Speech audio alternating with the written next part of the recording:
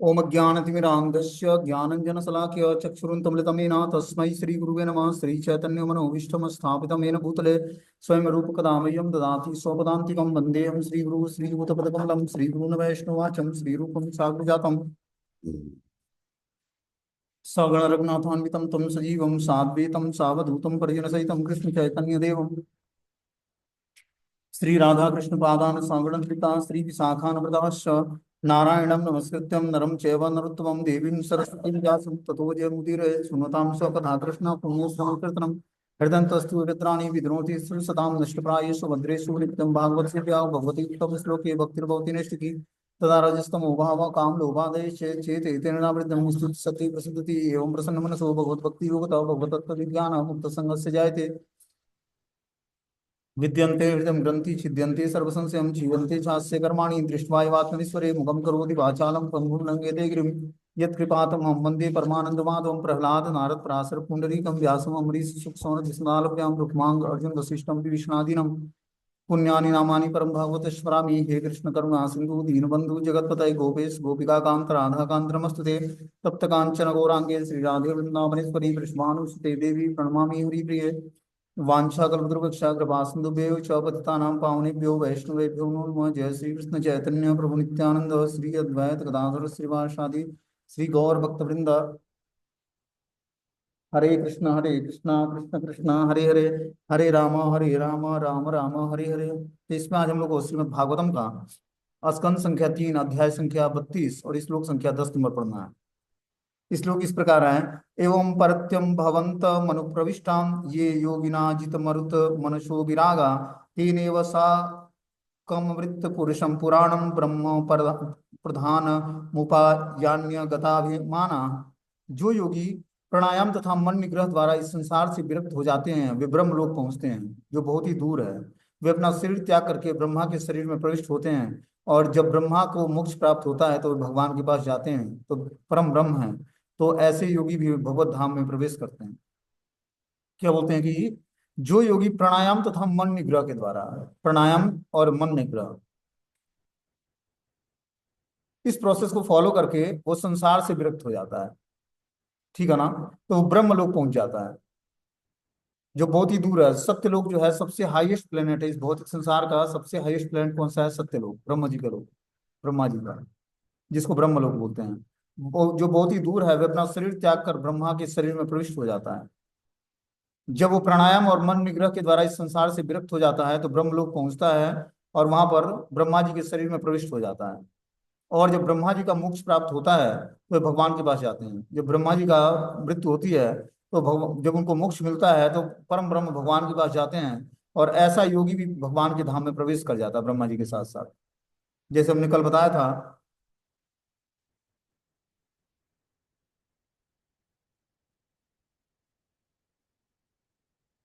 त्रिगुणात्मिका प्रकृति के निवास करने योग्य दो परार्थ की काल का अनुभव करके श्री ब्रह्मा इस ब्रह्मांड का जो पृथ्वी जल वायु अग्नि आकाश मन अहंकार आदि के आवरणों से ढका हुआ है संसार संहार कर देते हैं और भगवान के पास चले जाते हैं। ब्रह्मा जी क्या करते हैं? त्रिगुणात्मक प्रकृति में निवास करके दो परार्थ काल में ब्रह्मा इस ब्रह्मांड में पृथ्वी जल वायु अग्नि आकाश मन अहंकार आदि के आवरणों को हटा देते से ढका हुआ है उसका संहार कर देते हैं और फिर भगवान के पास चले जाते हैं। तो जो योगी प्राणायाम के द्वारा मन निग्रह और संसार से विरक्त हो जाता है वो ब्रह्मलोक पहुंच जाता है। वो अपना शरीर त्यागने पर ब्रह्मा जी के शरीर में प्रविष्ट हो जाता है और ब्रह्मा जी जब मोक्ष प्राप्त करते हैं तो वो भी भगवान के धाम जाते हैं। और उनके साथ साथ वो भी जो है जो योगी होता है वो भी भगवान के धाम में प्रवेश कर जाता है ब्रह्मा जी के साथ। बोलते हैं योग सिद्धि प्राप्त करने के लिए योगी ब्रह्मलोक या सत्यलोक पहुंच सकता है। जो योगी होता है जो प्राणायाम या मन निग्रह करने का प्रयास करता है, भक्ति योगी के लिए बात नहीं कही जा रही है, वो उसके लिए बोला जा रहा है जो प्राणायाम करता है या मन मन निग्रह करता है उसके लिए ये बात बोली जा रही है। बोलते हैं जो बहुत ही दूर है वह अपना शरीर त्याग कर ब्रह्मा के शरीर में प्रविष्ट हो जाता है। अतः जब ब्रह्मा को मोक्ष प्राप्त होता है तो वे भगवान के पास जाते हैं जो परम ब्रह्म है। तो ऐसे योगी भी भगवत धाम में प्रवेश कर जाता है। योग सिद्धि प्राप्त करने के बाद योगी ब्रह्मलोक या सत्यलोक पहुंच सकते हैं और अपना शरीर त्यागने के बाद वे ब्रह्मा के शरीर में प्रविष्ट करते हैं। क्योंकि वे भगवान के प्रत्यक्ष भक्त नहीं होते अतः उन्हें सीधे मोक्ष नहीं मिलता है। जो भगवान के प्रत्यक्ष भक्त नहीं है, अब जो भगवान की भक्ति कर रहा है वो भगवान का प्रत्यक्ष भक्त है। जो प्राणायाम करता है और जो है अन्य मन निग्रह करता है, इस तरह के जो योग पद्धति का पालन करता है, अष्टांग योग का, ठीक है ना, उसको डायरेक्टली भगवान का धाम प्राप्त नहीं होता है। वो पहले ब्रह्म लोक जाएगा, ब्रह्मा जी के शरीर में प्रविष्ट होगा। उसके बाद जब ब्रह्मा जी का शरीर पूरा होगा तो ब्रह्मा जी जब भगवान के धाम जाएंगे तो ब्रह्मा जी के साथ साथ वो भी चला जाएगा। ये प्रोसेस है अष्टांग योग का जो पालन करता है। लेकिन जो व्यक्ति भक्ति योग का पालन करता है वो डायरेक्टली भगवान के धाम जाता है। बोलते हैं इसे सीधे मोक्ष नहीं मिलता, इसे ब्रह्मा के मोक्ष पाने तक प्रतीक्षा करनी पड़ती है, और ये ब्रह्मा के साथ ही मुक्त हो पाते हैं। यह स्पष्ट है कि जब तक जीव किसी अन्य देवता की उपासना करता है तो उसकी चेतना उसी देवता में लीन रहती है।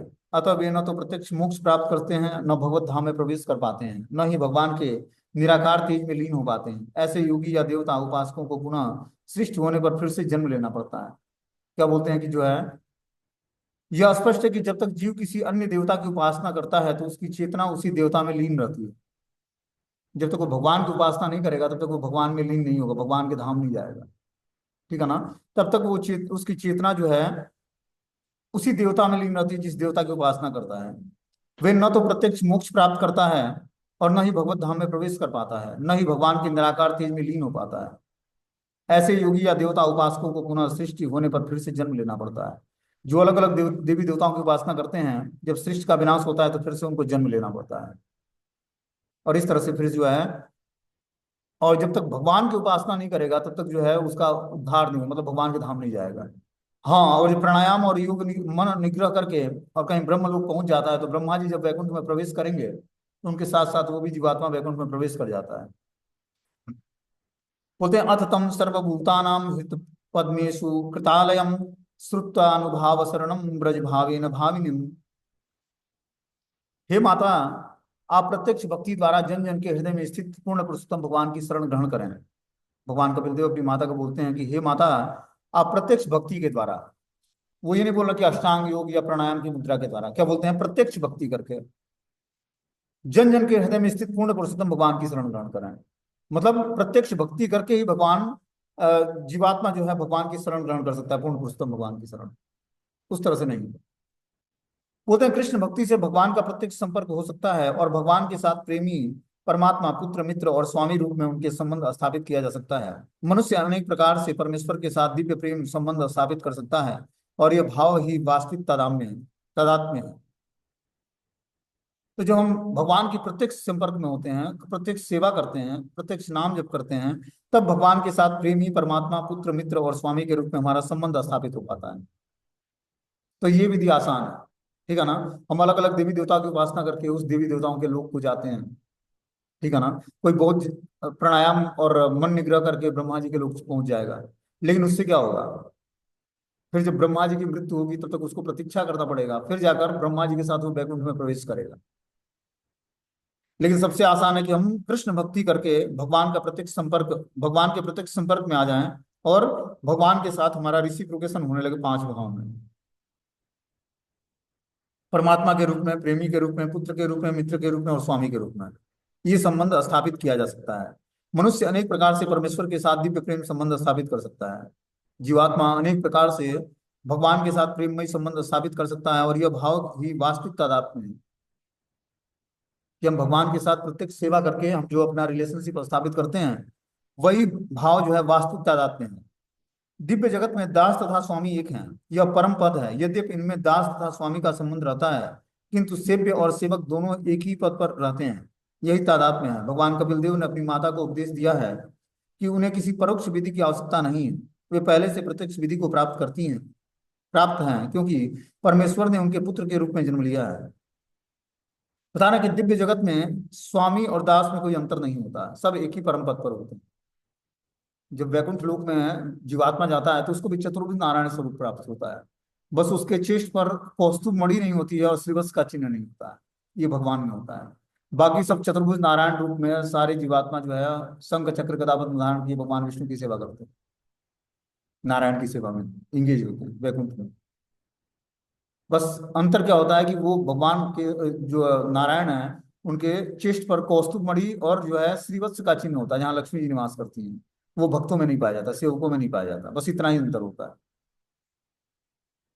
बोलते हैं मनुष्य अनेक प्रकार से परमेश्वर के साथ दिव्य प्रेम संबंध स्थापित कर सकता है। दिव्य जगत में दास तथा स्वामी एक ही हैं, यह परम पद है। यदि इनमें दास तथा स्वामी का संबंध रहता है, किंतु सेव्य और सेवक दोनों एक ही पद पर रहते हैं। वहां पर सेव्य और सेवक में कुछ अंतर नहीं होता है। सेव्य भगवान होते हैं और सेवक जो है भक्त लोग होते हैं, वो भगवान की सेवा में एंगेज होते हैं, लेकिन दोनों में डिफरेंस नहीं होता है। किंतु सेव्य और सेवक दोनों एक ही पद पर स्थित होते हैं, यही तदार्थ है। भगवान कपिल देव ने अपनी माता को उपदेश दिया कि उन्हें किसी परोक्ष विधि की आवश्यकता नहीं है। वे प्रत्येक पहले से प्रत्यक्ष विधि को प्राप्त हैं, क्योंकि परमेश्वर ने उनके पुत्र रूप में जन्म लिया है। तो माता देवती बोलती हैं कि मुझे कोई परोक्ष विधि अपनाने की आवश्यकता नहीं है, क्योंकि आप स्वयं हमारे पुत्र बनकर आए हैं, स्वयं भगवान ही पुत्र बनकर आए हैं। तो उनको कोई परोक्ष विधि का पालन करने की आवश्यकता नहीं है, जब प्रत्यक्ष विधि है तो।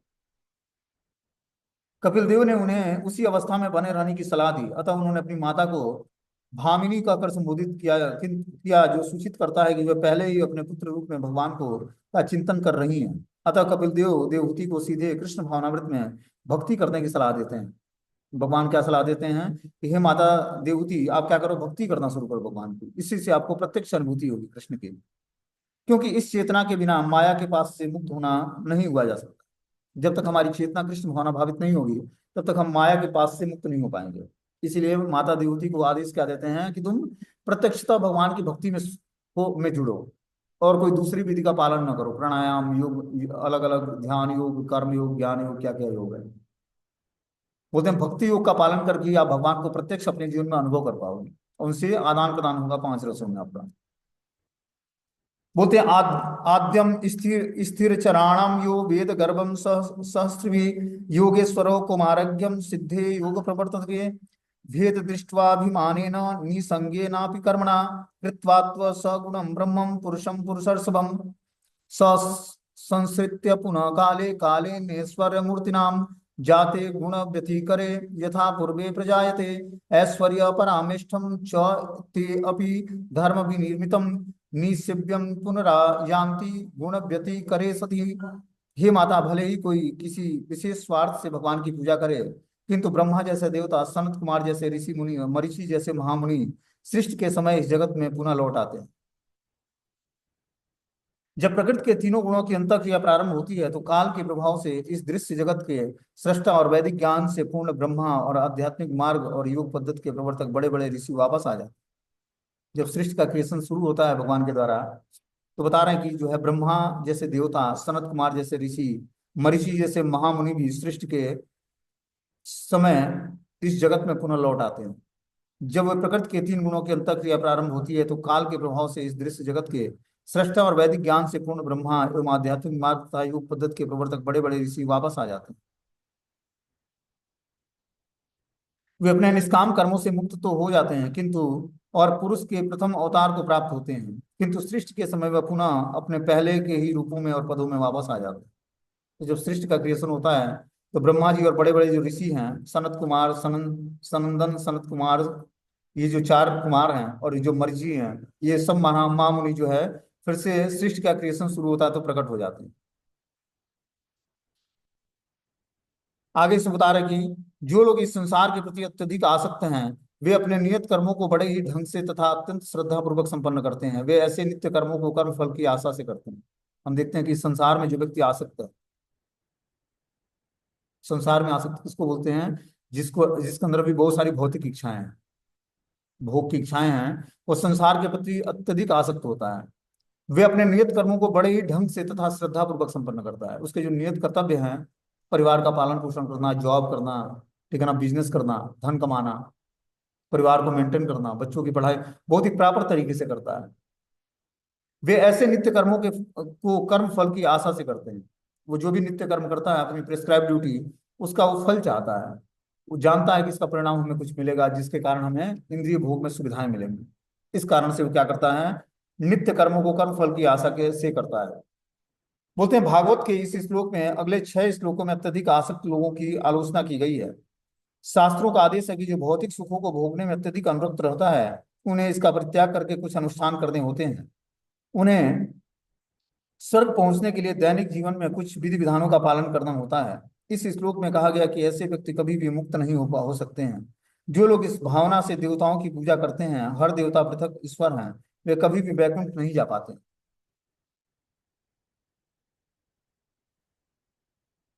तो बता रहे हैं कि जो व्यक्ति आसक्त है इस भौतिक संसार में, वो शास्त्रों का आदेश है कि जो भौतिक सुखों के भोगने के लिए अत्यधिक अनुरक्त है, उन्हें इसका परित्याग करके कुछ अनुष्ठान करने होते हैं, और उन्हें स्वर्ग पहुंचने के लिए दैनिक जीवन में कुछ विधि विधानों का पालन करना करना होता है। अब जो व्यक्ति जो है अनुष्ठानों का पालन करता है स्वर्ग जाने के लिए, कुछ ऐसे भी लोग हैं जिनको स्वर्ग प्राप्ति चाहिए, यहाँ पर भी भोग चाहिए, स्वर्ग में भी जाकर भोग चाहिए। तो क्या करते हैं, वो अनुष्ठान करते हैं, यज्ञ करते हैं, क्या भौतिक इच्छाओं को पूरा करने के लिए। इस जीवन में भोग कर लेंगे, फिर जो है स्वर्ग में जाकर भोग करेंगे। इसके लिए वो और भी दिव्य तपस्याएं करते हैं। दिव्य तपस्या तो नहीं बोलेंगे, भौतिक तपस्याएं बोलेंगे उसको। जैसे वो भी तपस्या दान और यज्ञ करता है, लेकिन उद्देश्य क्या होता है, मोटिव क्या होता है, भगवान को प्रसन्न करना नहीं। उसका मोटिव होता है स्वर्ग प्राप्ति या देवी देवताओं की प्रसन्नता, जिसके कारण से स्वर्ग में जाकर उसको भोग की सुविधाएं मिले। इसके लिए व्यक्ति प्रयास करता है। जैसे हम देखते हैं किसी की मृत्यु हो जाती है तो क्या लिखा जाता है उसमें, स्वर्गवास हो गया। कोई वैकुंठ वास नहीं लिखता है, स्वर्गवास होता है। ठीक है ना। वैकुंठ तो कोई जाएगा नहीं साधारण व्यक्ति पहले तो। और स्वर्ग भी जाना इतना आसान नहीं है। स्वर्ग भी जाने के लिए बड़ी पुण्य कर्म करने पड़ते हैं, शुभ कार्य करने पड़ते हैं, तब जाकर व्यक्ति स्वर्ग जाता है। यहाँ बता रहे हैं कि जो है उन्हें स्वर्ग पहुंचने के लिए दैनिक जीवन में कुछ विधि विधानों का पालन करना होता है। इस श्लोक में कहा गया कि ऐसे व्यक्ति कभी भी मुक्त नहीं हो सकते। जो लोग इस भावना से देवताओं की पूजा करते हैं, वह हर देवता पृथक ईश्वर हैं, वे कभी भी वैकुंठ नहीं जा पाते।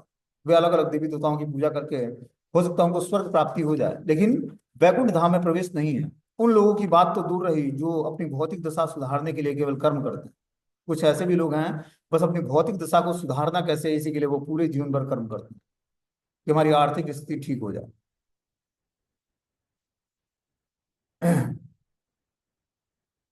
भक्तों को आर्थिक स्थिति ठीक करने के लिए ज्यादा चिंता करने की आवश्यकता नहीं होती। क्या करना होता है, घर में संकीर्तन करेंगे, ठीक है ना, भगवान के विग्रहों की सेवा होगी, संकीर्तन होगा, ठीक है ना, कथा कीर्तन होगा, भगवान को भोग लगेगा, 2-3 टाइम आरती होगी, सब कुछ संपन्नता भगवान खुद ही बनाए रखेंगे परिवार में, और शांति भी बनी रहेगी, और परिवार भी बहुत अच्छे तरीके से सुव्यवस्थित चलेगा। तो हमें ज्यादा धन कमाने के लिए हैंकरिंग नहीं करनी चाहिए। ठीक है ना। और जो हम ये कार्य परफेक्ट तरीके से करते हैं, आप देखोगे घर में ऑटोमेटिक स्वाभाविक रूप से बहुत ही शांति रहेगी और सब कुछ संपन्न रहेगा। हमें क्या करें, सुबह शाम जो है घर में संकीर्तन करें। सारी जो है दरिद्रता, बीमारियां, रोग, बुढ़ापा सब कुछ नष्ट हो जाएगा उससे, संकीर्तन से। वो वाइब्रेशंस जो भगवान कृष्ण का नाम है, पूरे घर को पवित्र कर देता है। तो हमें ज्यादा सोच विचार करने की आवश्यकता नहीं है भक्तों को। कोई भक्त नहीं है, अकेले बैठ कर करताल लें और बजाकर भगवान के सामने कीर्तन करें, दीपक जलाएं उनके सामने संध्या टाइम में और सुबह के टाइम में। सुबह के टाइम दीपक जलाकर नाम जप करें और शाम को संकीर्तन करें आधा घंटा घर में। फिर देखो अपने आप ऑटोमेटिकली सब पूरा वातावरण चेंज हो जाएगा घर का।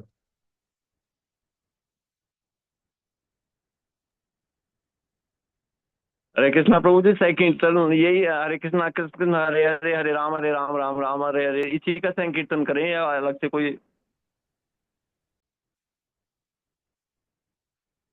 बोलते हैं कि रजसा कुंठ मनसः कामात्मानो अजितेन्द्रियम पितृयंतम यद दुनिम गृहस्वम भीरताशयम। ऐसे लोग रजोगुण से प्रेरित होकर चिंताओं में व्याप्त रहते हैं और इंद्रियों को वश में न कर सकने के कारण सदैव इंद्रिय तृप्ति की कामना करते रहते हैं। वे पितरों को पूजते हैं और परिवार, सामाजिक तथा राष्ट्रीय जीवन की आर्थिक स्थिति सुधारने में रात दिन लगे रहते हैं। देखो क्या बता रहे हैं कि ऐसे लोग, कैसे लोग, जो भौतिक दशा को सुधारना चाहते हैं, ऐसे लोग रजोगुण से प्रेरित होकर चिंताओं में से व्याप्त रहते हैं और इंद्रियों को वश में न कर सकने के कारण सदैव इंद्रिय तृप्ति की कामना करते रहते हैं। पहले तो हमारे सेंसेस कंट्रोल में नहीं होंगे तो हम सेटिस्फाई नहीं होंगे और चिंताओं से ग्रस्त रहेंगे। जितना ही व्यक्ति के अंदर इंद्रिय तृप्ति की भावनाएं रहेंगी, उतना ही वो अनसेटिस्फाई रहेगा। ठीक है ना। तो इंद्रियां सेटिस्फाई कैसे होंगी, जब भगवान की सेवा में लगाएंगे, तब हम खुद भी सेटिस्फाई होंगे, और हमारे जहां पर हम निवास करेंगे वहां के लोग भी सेटिस्फाई हो जाएंगे। आपके दर्शन से, आपके वाइब्रेशन मात्र से धीरे धीरे उनके अंदर भी पवित्रता आने लगेगी। तो हमें दूसरे को पवित्र करने का प्रयास नहीं करना है, हमें पवित्रता के नियमों का धीरे धीरे पालन करके और अपने को पवित्र बना देना है। आप देखोगे पूरे वातावरण घर का चेंज हो जाएगा। जो नियम बताया जाता है क्लास में, उस नियमों का पालन करो अपने घर में। धीरे धीरे पारिवारिक जीवन में सबका, नहीं वो व्यक्ति भक्ति करेगा, कम से कम प्रसाद खाएगा, उस शुद्ध वातावरण में रहेगा, तब भी धीरे धीरे उसको जो है उसका उसकी चेतना धीरे धीरे पवित्र होगी। बोलते हैं ऐसे लोग रजोगुण से प्रेरित होकर चिंताओं से ग्रस्त रहते हैं और इंद्रियों को वश में न कर सकने के कारण सदैव इंद्रिय तृप्ति की कामना करते रहते हैं। वे पितरों को पूजते हैं और अपने परिवार, सामाजिक या राष्ट्रीय जीवन की आर्थिक स्थिति सुधारने के लिए रात दिन लगे रहते हैं। उनका मात्र एक उद्देश्य क्या है? परिवार और सामाजिक और राष्ट्रीय जीवन की आर्थिक स्थिति सुधारने के लिए रात दिन कर्म करते हैं कि किस तरह परिवार सुधर जाए, सामाजिक स्थिति हमारी सुधर जाए और राष्ट्रीय जीवन हमारा सुधर जाए। इस तरह से वो देश के लिए, राष्ट्र के लिए, सामाजिकता के लिए और परिवार के लिए जीते। और इसके लिए वो कितनी बार पितरों की पूजा करते हैं कि पितृदेव प्रसन्न रहेंगे तो घर में जो है परिवार सब खुशहाल रहेगा। और इस तरह से वो आर्थिक स्थिति सुधारने के लिए रात दिन का कर्म करते हैं, फिर भी आर्थिक स्थिति सुधरती नहीं। क्योंकि जब तक व्यक्ति लक्ष्मी, भगवान जो लक्ष्मीपति है नारायण, उनका आश्रय ग्रहण नहीं करेगा तब तक वो सेटिस्फाई नहीं होगा, चाहे कितना वो धन कमा ले। वास्तविकता तो यह है कि जीवन में आनंद प्राप्त करने के लिए व्यक्ति को धन नहीं चाहिए, परिवार नहीं चाहिए। आनंद हर व्यक्ति के अंदर है, बस उसको क्या करना है, उसको जागृत करना है भगवान की भक्ति करके। फिर आपको, आपके पास कुछ भी नहीं है फिर भी आप प्रसन्न रहोगे। और सब कुछ है, भगवान की भक्ति नहीं है तो शांति नहीं है आपके जीवन। और ये जीवन में शांति चाहिए तो कृष्ण की शरण ग्रहण करनी पड़ेगी, तभी जाकर व्यक्ति को शांति मिलेगी। परम शांति जो है भगवान कृष्ण ही प्रदान करेंगे, उनका नाम ही प्रदान करेगा। तो हमें क्या करना पड़ेगा? भगवान की शरण ग्रहण करनी पड़ेगी। जब हम भगवान की शरण ग्रहण करेंगे तभी हम परम शांति को प्राप्त करेंगे। बोलते हैं आगे, त्रैवर्गी कास्ते पुरुषा विमुखा हरिमेधस कथायाम कथनीयो रु विक्रमस्य मधुद्विषम। ऐसे लोग त्रिवर्गीय कहलाते हैं क्योंकि वे तीन उन्नतकारी विधियों, पुरुषार्थों में रुचि लेते हैं। वे उस भगवान से विमुख हो जाते हैं जो बद्ध जीव को विश्राम प्रदान करने वाले हैं। वे भगवान की उन लीलाओं में कोई अभिरुचि नहीं दिखाते जो भगवान के दिव्य विक्रम के कारण श्रवण करने योग्य हैं। क्या बोलते हैं यहाँ पर कि ऐसे लोग त्रैवर्गीय कहलाते हैं क्योंकि तीन उन्नतकारी विधियां पुरुषार्थों में रुचि लेते हैं। चार प्रकार के पुरुषार्थ होते हैं: धर्म, अर्थ, काम और मोक्ष। धर्म मतलब जिस भी धर्म का हम पालन करते हैं, जिस भी वर्ण और आश्रम में है उस वर्ण और आश्रम का पालन करना ही हमारा धर्म है। मान लो कोई गृहस्थ आश्रम में है और जो है ब्राह्मण वर्ग है, तो वो अपने ब्राह्मण वर्ग के नियमों का पालन करे और गृहस्थ आश्रम के धर्म का पालन करे, वही उसका धर्म है। धर्म के पवित्र होने से उसका अर्थ पवित्र हो जाए। अर्थ मतलब इनकम का स्रोत पवित्र हो जाएगा। जब वो धर्म का अच्छे से पालन करेगा तब उसका इनकम का स्रोत मतलब अर्थ पवित्र होगा। धर्म और अर्थ के पवित्र होने से धीरे धीरे जो है कामनाएं उसकी रेगुलेट हो जाएंगी। आपका जो धन का स्रोत पवित्र है तो आपकी धीरे धीरे कामनाएं रेगुलेट हो जाएंगी, कामनाएं पवित्र हो जाएंगी, इच्छाएं पवित्र हो जाएंगी आपकी। और धन दूषित तरीके से आता है घर में तो क्या होगा? सबकी चेतना दूषित रहेगी, भले वो नाम जप करते हो, संकीर्तन करते हो। इसीलिए हमें अपने अर्थ का सही तरीके से इनकम करना चाहिए। जब हम अर्थ सही तरीके से कमाएंगे तब हमारा जो है कामनाएं पवित्र होंगी, भगवान की भक्ति में हम प्रोग्रेस कर पाएंगे और तब जाकर व्यक्ति के मोक्ष का मार्ग खुलेगा। मोक्ष मतलब पंचम पुरुषार्थ भगवान की भक्ति प्राप्त होगी। जब तक धर्म, अर्थ, काम रेगुलेट नहीं होगा तब तक भक्तों को पंचम पुरुषार्थ, क्योंकि भक्त मोक्ष के लिए प्रयास नहीं करता है। मोक्ष मतलब पाप कर्मों से मुक्ति। भक्तों को पाप कर्मों से मुक्ति नहीं चाहिए, भक्तों को क्या चाहिए? भगवान का प्रेममयी सेवा चाहिए। इसके लिए भक्त लोग प्रेयर करते हैं, प्रयास करते हैं। तो व्यक्ति जब धर्म, अर्थ, काम को अच्छे तरीके से करेगा अपने वर्ण और आश्रम के नियमों में बंधकर, तब उसको धीरे धीरे उसका जीवन जो है रेगुलेट होगा और धीरे धीरे जो वो भगवान का की सेवा में अपने को एंगेज कर पाएगा। आगे इसमें बता रहे कि त्रैवर्गिकास्ते पुरुषा विमुखम हरिमेधस कथायाम कथनी योरु विक्रमस्य मधुदिशम। ऐसे लोग त्रैवर्गीय कहलाते हैं क्योंकि वे तीन उन्नतकारी विधियां पुरुषार्थ में रुचि लेते हैं। वे उन भगवान से विमुख हो जाते हैं जो बद्ध जीव को विश्राम प्रदान करने वाले हैं। जब व्यक्ति तीन कार्यों में अटक जाता है, धर्म, अर्थ, काम, मोक्ष में, काम मोक्ष तो चाहता ही नहीं, वो धर्म, अर्थ, काम को ही तृप्त करना चाहता है, तब क्या होता है? वो धीरे धीरे वो भगवान से विमुख हो जाता है और बद्ध जीव को विश्राम प्रदान करने वाले होते हैं। ये बता रहे हैं कि जो है जब भगवान से विमुख हो जाते हैं तो जो बद्ध जीव को विश्राम प्रदान करने वाले हैं, भगवान ही बद्ध जीवात्मा को विश्राम मतलब उसको सही स्थिति में स्थिर करने वाले हैं। लेकिन वो भगवान से विमुक्त तो हो ही जाता है, किस कारण से? वो त्रैवर्गीय उन्नतकारी विधि पुरुषार्थों में रुचि लेने लगता है। तो धर्म अर्थ काम में रुचि लेने लगता है, इसको सुधारने का प्रयास करता है, इसलिए वो भगवान से विमुख हो जाता है। और जो भगवान बद्ध जीवों को विश्राम प्रदान करते हैं, वे भगवान की उन लीलाओं में कभी रुचि नहीं लेता जो भगवान के दिव्य विक्रम के कारण श्रवण करने योग्य है। आप देखो क्लास में बहुत सारे लोग जुड़ते हैं, ठीक है ना, दीक्षा भी ले लेते हैं, फिर माया एक टिक्स भेजती है कि किस तरह क्लास से व्यक्ति विमुख हो जाए, भक्तों का एसोसिएशन उसका छूट जाए, और वो स्वीकार कर लेता है कि कुछ धन कमा लूं, कथा तो जीवन भर चलता रहेगा, कभी भी सुन लेंगे, क्या फर्क पड़ता है। इस तरह से वो धीरे धीरे माया के चंगुल में आ जाता है, और अब विश्वास मानो धीरे धीरे वो भक्ति से भी विमुख हो जाएगा, उसकी चैंटिंग जो है मैकेनिकल हो जाएगी। जब तक श्रवण करेगा नहीं व्यक्ति तब तक उसका कीर्तन होगा नहीं। या तो चलो घर में शास्त्र पढ़ता है 2 ढाई घंटे 3 घंटे कि वो उस एनर्जी से वो जप करेगा 2 ढाई घंटे, लेकिन अगर जो बुक्स भी नहीं पढ़ता है आध्यात्मिक और शास्त्र भी नहीं सुनता है, तो धीरे धीरे वो डल माइंडेड होता है, उसकी भक्ति नहीं हो पाएगी। और ये माया की बहुत बड़ी ट्रिक्स है, वो आपको कुछ न कुछ प्रलोभन देकर और जो है भक्तों के संग से दूर करेगी और आपकी स्वीकृति क्षीण कर देगी।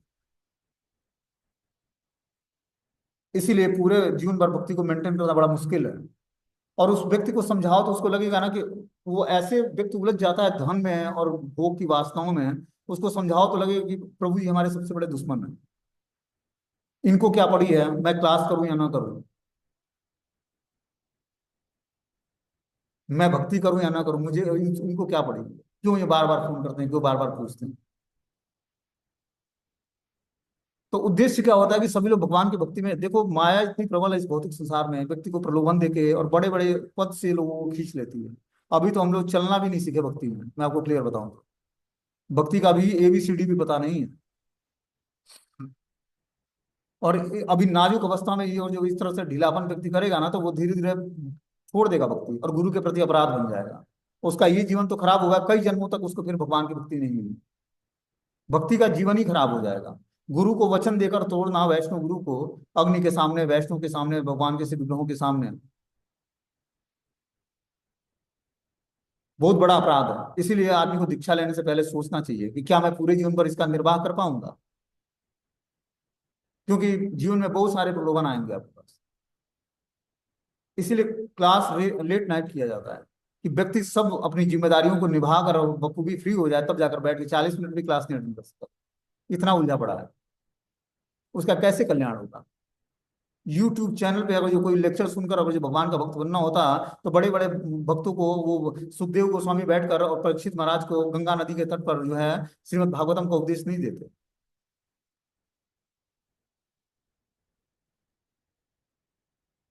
तो यूट्यूब चैनल तो बस एक नॉलेज गेन करने का माध्यम है।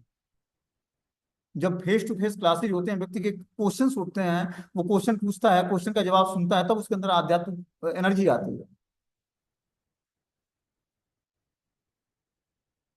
अब इसके लिए व्यक्ति को टाइम निकालना पड़ेगा, वो अपने हर कार्य के लिए टाइम निकाल सकता है, पढ़ाई करने के लिए, जॉब करने के लिए, बच्चों की परवरिश करने के लिए, क्लास सुनने के लिए उसके पास टाइम नहीं, माला करने के लिए टाइम नहीं, फिर आध्यात्मिक जीवन जीने का फायदा क्या है फिर तो आप पशुवत जीवन है आपका, आप पशु हो बिल्कुल। तो मेरा उद्देश्य ये होता है कि चलो भाई भक्त जो इस तरह से अभी डेविएट हो रहे हैं रास्ते से, उनको पकड़कर किसी तरह रास्ते पर लगाए रखा जाए, कि धीरे धीरे वो भक्ति के इंपॉर्टेंस को समझें कि क्या हमें बहुमूल्य धन मिला है। एक बार जो व्यक्ति माया के टच में आ गया, माया के संसार में चला गया भक्ति छोड़कर या भक्ति से समझौता कर कर, फिर वो दोबारा नहीं लौटे, चाहे वो दीक्षित भक्त हो या नॉन दीक्षित हो। मैं आपको क्लियर बता रहा हूँ, बहुत बड़े बड़े लोगों का यूं ही वो भक्ति छोड़कर चले जाते हैं, स्वीकृति क्षीण हो जाती है व्यक्ति की। इसलिए बहुत ही इस रास्ते पर सतर्क रहना पड़ेगा, डरना पड़ेगा भगवान की भक्ति को, इसको बनाए रखने के लिए तपस्याएं करनी पड़ेंगी, आपको पर्टिकुलर टाइम निकालना पड़ेगा, तब जाकर आपकी भक्ति मेंटेन रहेगी पूरे जीवन भर। और माया करती क्या है, वैसे ही लोगों से उसको मिला भी दे, जैसे ही उसके अंदर इच्छा जागृत होगी वैसे ही भक्तों से उसको मिला भी दे। हाँ हाँ, आपको क्लास कर देंगे, मैं भी क्लास नहीं करती हूँ या क्लास नहीं करता, आपको भी जरूरत नहीं है, आराम से बिना क्लास किए भक्ति चलेगी। वो क्या पढ़ाएंगे, अब वो खुद ही वो गुरु बन गई या गुरु बन गया, तो उसको पढ़ाना भगवान के बस का भी नहीं। उसको कोई स्पेशल भगवान कोई मर्सी देंगे तभी वो भक्त बनेगा, तो उसका भक्त बनने का चांस नहीं है। मेरा उद्देश्य होता है कि चलो भाई एक दो बार समझाओ, नहीं समझेगा कोई व्यक्ति तो अपने रास्ते, वो अपने रास्ते, हम अपने, हमारा काम है प्रचार करना, मैं प्रचार करूंगा, गुरु के पास से चलेगी, चलता रहेगा सालों साल। जिसको आना होगा सुनना होगा सुनेगा, नहीं आना होगा नहीं सुनेगा, क्या फर्क पड़ता है। मेरा अपना शुद्धिकरण तो हो रहा है, मैं शास्त्र पढ़कर लोगों को बता रहा हूँ, मेरा शुद्धिकरण, गुरु सेवा तो बन रही है हमारी, मैं तो अपने गुरु की सेवा कर रहा हूँ ना। अब अगले व्यक्ति को इंटरेस्ट नहीं है कृष्ण कथा सुनने में, उसको जिस वस्तु में इंटरेस्ट है, धन कमाने में, ट्यूशन पढ़ाने में, तो पढ़ाए ट्यूशन और धन कमाए आराम से। लेकिन हमें थोड़ा सा सजग होना पड़ेगा, ऐसे डिवोटीज का एसोसिएशन ना करें हम कभी भी, जो भक्ति को बहुत ही चीपली लेता है, वो धीरे धीरे उसमें डल पड़ जाएगा, और ऐसे भक्तों का एसोसिएशन हमें त्याग देना चाहिए।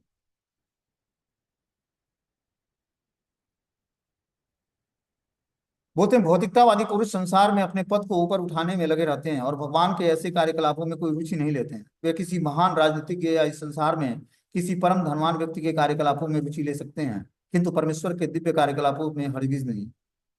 तो जो भौतिकतावादी व्यक्ति है वो इस संसार में पद या प्रतिष्ठा को बनाए रखने के लिए भगवान की भक्ति, भगवान से विमुख हो जाता है, और भगवान के ऐसे कार्यकलापों में कोई रुचि नहीं लेता है अपने पद और पोजीशन को बनाए रखने के लिए। आप प्रचार करने बाहर निकलोगे, किसी से बोलो, किसी बड़े पोस्ट पर बैठे हुए अधिकारी से कि आप भी थोड़ा माला जपा करिए, पहले तो उसको सुना ही नहीं देगा। चार पांच बार आप बोलोगे कि थोड़ा हरे कृष्ण महामंत्र का जप, आप रिक्वेस्ट करेंगे उससे,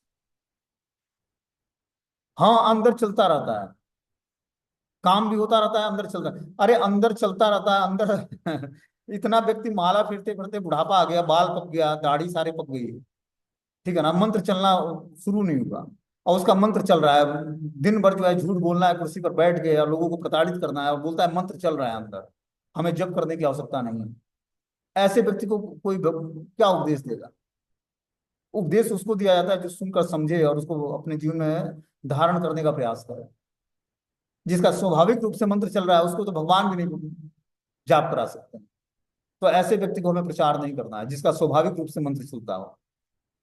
उसको तो प्रणाम करके उससे आशीर्वाद लेना है कि हम पर भी कृपा करें कि हमारे अंदर भी मंत्र चलता रहे। ऐसे बहुत सारे लोग टकरेंगे जब आप लोग बाहर निकल कर प्रचार करोगे, मंत्र चल रहा है पर भी, अब जपने की आवश्यकता नहीं है, वो रेडियो फिट हो गया उनके हृदय। मंत्र चल रहा है तो उनको जाप करने की आवश्यकता नहीं है। ऐसे भी बहुत सारे लोग मिलेंगे, लक्ष्मी आ रही है, फर्स्ट क्लास इंद्रिय भोग हो रहा है, मंत्र चल रहा है, अभी लक्ष्मी आना बंद हो जाए, धन आना बंद हो जाए, सब दिन दशा खराब हो जाएगी। तो भगवान किसी भी जीवात्मा के फ्री विल में कोई इंटरफेयर नहीं करते हैं, पहले तो ये भगवान का गुण नहीं है। भगवान ने जीवात्मा को, खासकर मनुष्य जीवन में जीवात्मा को पूर्ण रूपेण स्वतंत्रता दे रखी है। आप भगवान का विस्मरण करना चाहोगे, तुरंत माया पर अटैक करेगी और भगवान का विस्मरण करा देगी। इसलिए बार बार अपनी इच्छाओं को सुदृढ़ बनाए रखो कि मुझे नाम जप में दृढ़ बने रहना है, गुरु वाक्यों में दृढ़ता लानी है, श्रीमद् भागवतम भगवत गीता को पढ़ना है, जानना है, आगे प्रचार करना है, गुरु की सेवा करनी है, इस जीवन का उद्देश्य बनाना है। और साथ साथ शरीर मेंटेन करने के लिए भी हमें प्रयास करना है, जो आवश्यकता है वो अवश्य पूरी करनी है। साथ में हमें जीवन का उद्देश्य है गुरु की सेवा करना, सबको अच्छे तरीके से शास्त्रों का अध्ययन करके और प्रचारक बनना है, सबको चांस मिलेगा। थोड़ा सा शुद्धिकरण होगा, फिर गायत्री मंत्र में दीक्षा मिलती है, सबको राइट्स मिलता है प्रचार करने के लिए, श्री विग्रहों की सेवा करने के लिए। तो हमें विनम्र भाव से जुड़े रहना पड़ेगा। जब हम विनम्र भाव से जुड़े रहेंगे, धीरे धीरे सब कुछ प्राप्त होगा इस रास्ते पर। और विश्वास मानो, जिस भौतिक चीजों को प्राप्त करने के लिए जीवात्मा 24 घंटे स्ट्रगल करता है, वो भक्तों को यूं ही प्राप्त हो जाता है, मिनटों में, चुटकी बजाते। भगवान के आशीर्वाद से सब कुछ संभव है, अपने प्रयास से कुछ भी संभव नहीं। अपने प्रयास से आप स्ट्रगल करते जाओगे, भौतिक संसार में फंसते जाओगे, और भक्ति से दूर हो जाओगे, माया के टच में और माया के ग्रस्त में आ जाओगे। इसलिए भक्ति को फर्स्ट प्रायोरिटी देनी है आपको। आपके पास 24 घंटे में 4 घंटे, 2 घंटे नाम जप और 1.5 घंटे 2 घंटे क्लास, इसको आपको प्रॉपर मेंटेन किए रहोगे, भक्ति ऑटोमेटिक स्वाभाविक रूप से चलेगी और सब कुछ व्यवस्थित चलेगा। सुबह के टाइम मंगला आरती और नाम जप, और शाम को कथा कीर्तन में पार्टिसिपेशन करना, और दिन भर में नित्य रूटीन का अपना कार्य करना। आप विश्वास नहीं मानोगे, मैं आज से 10 साल पहले जब पारिवारिक जीवन में था, तो मैं अभी टेम्पल के संरक्षण में नहीं आया था।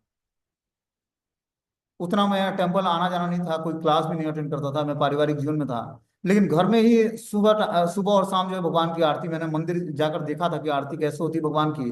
उस तरह से घर में ही हमने भगवान का लेमिनेट फोटो रखा था और सुबह शाम आरती करता था भगवान का। और ऐसा व्यवस्थित जीवन भी था कि किसी चीज की कमी नहीं थी पारिवारिक जीवन में। लेकिन वो तो भगवान की पता नहीं क्या कृपा हुई, जो कुछ अलग ही उद्देश्य था भगवान का कराने का, इसलिए उन्होंने मुझे इस रास्ते पर आगे बढ़ाया। तो वास्तविकता यही है कि जब व्यक्ति भगवान की शरण ग्रहण करेगा, आप 100% सेटिस्फाई हो जाओगे। मैं प्रैक्टिकल एग्जाम्पल बता रहा हूँ अपना ही, कि आप 100% सेटिस्फाई रहोगे भगवान की भक्ति करके, और सब कुछ भगवान आपको प्रदान करेंगे। इसके लिए आपको ज्यादा चिंता करने की आवश्यकता नहीं पड़ेगी इस रास्ते पर। बस आप भक्ति को अच्छे तरीके से, इसमें बहुत उतार चढ़ाव आएगा।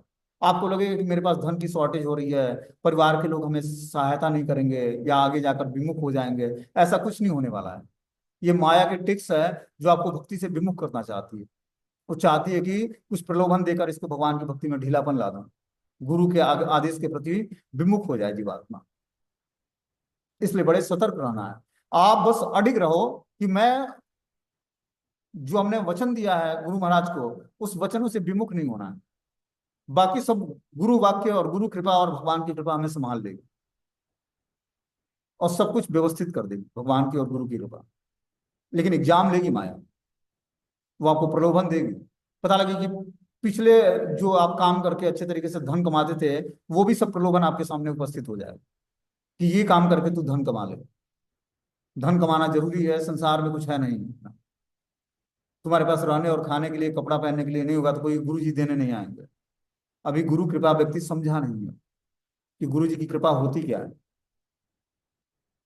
गुरु कृपा तो व्यक्ति को वो प्रदान करेगी जो उसने कभी सोचा भी नहीं होगा जीवन में, कि ये वस्तु भी गुरु कृपा से प्राप्त हो सकती है। बहुमूल्य धन प्राप्त होना है, कृष्ण भक्ति। ब्रह्मांड भ्रमिते कौन भाग्यवान जीव, गुरु कृष्ण प्रसादे पाए भक्ति लता भी। कि ब्रह्मांड भर में भ्रमण करते करते कोई जीवात्मा गुरु और कृष्ण की कृपा से जो है उसको भक्ति लता बीज प्राप्त होता है। अब वो जब श्रवण कीर्तन करता है तब धीरे धीरे भगवान के धाम जाने के योग्य हो पाता है। तो क्या ये छोटे मोटे जो धन के प्रलोभन है, या फिर अपने निवास की चिंता है कि कहाँ मैं रहूंगा, क्या खाऊंगा, कैसे शरीर का मेंटेन होगा, कैसे परिवार का पालन पोषण होगा, क्या भगवान इसका मेंटेन नहीं करेंगे? हाँ, आपको प्रयास करना पड़ेगा, ऐसा नहीं कि प्रयास नहीं करना पड़ेगा, लेकिन चिंता नहीं करनी पड़ेगी। ऑटोमेटिक भगवान सब व्यवस्थित कर देंगे। बस हमें शरण ग्रहण करनी है। किसकी? संकीर्तन की। भगवान के नाम का कीर्तन करते रहेंगे, सब कुछ व्यवस्थित कर देंगे भगवान। संकीर्तन आपका पूरा जीवन व्यवस्थित कर देगा। तो इस तरह से हमें इस चैतन्य महाप्रभु के मूवमेंट में संकीर्तन का आश्रय लेकर